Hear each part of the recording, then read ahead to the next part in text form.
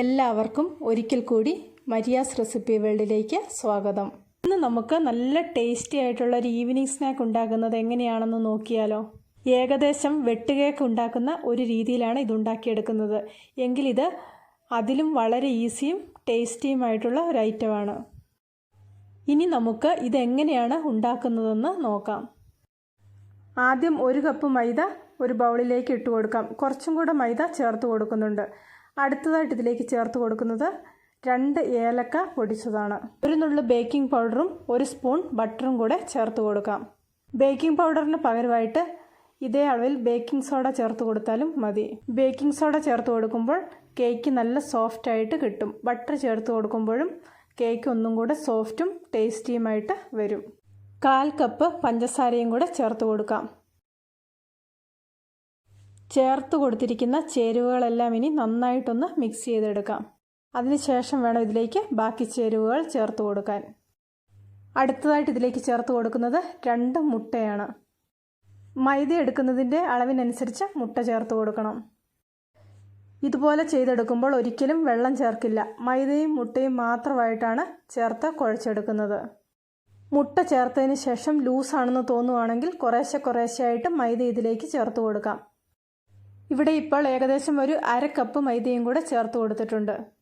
ഇതിനി ഒരു 10 minute rest ചെയ്യാൻ വേണ്ടി വയ്ക്കാം. പൊടിച്ച പഞ്ചസാരയാണ് ചേർക്കുന്നതെങ്കിൽ റെസ്റ്റ് ചെയ്യാൻ വെച്ചില്ലെങ്കിലും കുഴപ്പമൊന്നുമില്ല. 10 മിനിറ്റ് കഴിഞ്ഞ് ഇതൊന്നും കൂടി ഒന്ന് കുഴച്ചെടുക്കാം. അതിനുശേഷം മൈദയിട്ട് ഇതൊന്ന് പരത്തിയെടുക്കാം. റെസ്റ്റ് ചെയ്യാൻ വെച്ചതിന് ശേഷം എടുക്കുമ്പോൾ ഒരുപാട് ലൂസാണെന്ന് തോന്നിയിട്ടുണ്ടെങ്കിൽ കുറച്ച് മൈദയിട്ട് ഒന്നും കൂടി ഒന്ന് കുഴച്ചെടുക്കണം. ഇനി നമുക്കിത് പരത്തിയെടുക്കാം. വീഡിയോ ഒന്ന് ശ്രദ്ധിച്ചിട്ടുണ്ടെങ്കിൽ ആ പരത്തുന്നതിൻ്റെ ആ കനം മനസ്സിലാകും. പരത്തിയെടുക്കുമ്പോൾ തീരെ കനം കുറച്ചോ ഒരുപാട് കട്ട് കൂട്ടിയോ പരത്തിയെടുക്കരുത്.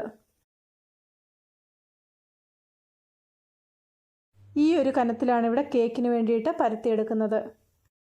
അതിനുശേഷം നമുക്ക് ഇഷ്ടമുള്ള ഷേപ്പിൽ ഇത് മുറിച്ചെടുക്കാം.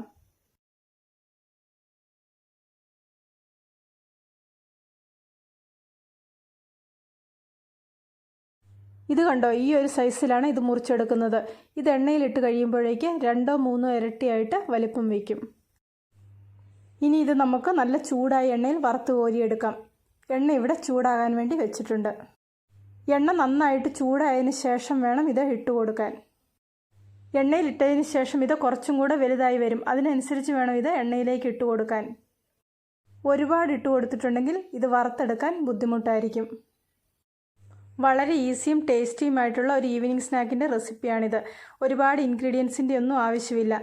ഒരു പ്രാവശ്യം ഇതുപോലെയൊന്ന് ചെയ്ത് നോക്കുക. തീർച്ചയായിട്ടും നിങ്ങൾക്കിതിൻ്റെ ടേസ്റ്റ് ഇഷ്ടപ്പെടും.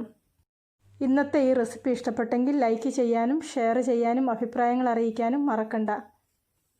ചാനൽ ഇതുവരെ സബ്സ്ക്രൈബ് ചെയ്തിട്ടില്ലെങ്കിൽ സബ്സ്ക്രൈബ് ചെയ്ത് റൈറ്റ് സൈഡിലെ ബെല്ലൈക്കണും ആക്റ്റീവാക്കി ഓൾ എന്ന ഓപ്ഷനെ ഒന്ന് ക്ലിക്ക് ചെയ്യുവാണെങ്കിൽ ഞാനിടുന്ന ഓരോ വീഡിയോയുടെയും നോട്ടിഫിക്കേഷൻ നിങ്ങൾക്ക് അപ്പോൾ കിട്ടുന്നതായിരിക്കും.